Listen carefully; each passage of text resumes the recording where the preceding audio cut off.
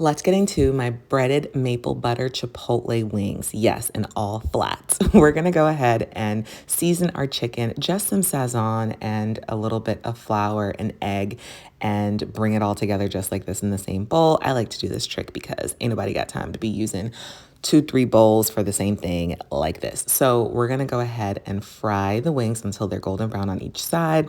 Make sure you're doing it at like a medium heat so that they're not burning, but they're cooking through on the inside.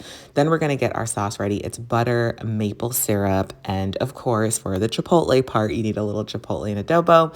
And then you're gonna mix that all up on about a medium-low heat until you get everything well combined and that butter has melted.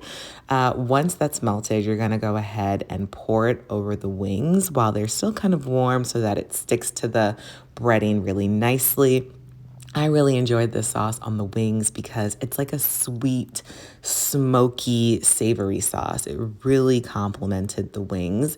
And it was just like a different sauce than like a buffalo or like a hot sauce. Like it really was a beautiful compliment to the wings. And the maple syrup just like made it nice and sticky. So they're almost like sticky breaded wings, which is very different because normally sticky wings are naked. So anyway, these wings are bomb. If you're looking for a different type of flavor, I highly recommend you to try this recipe. I mean, the chicken was so juicy. Like when you pan fry chicken in like shallow oil, it's so bomb. Do y'all dance when food tastes good too?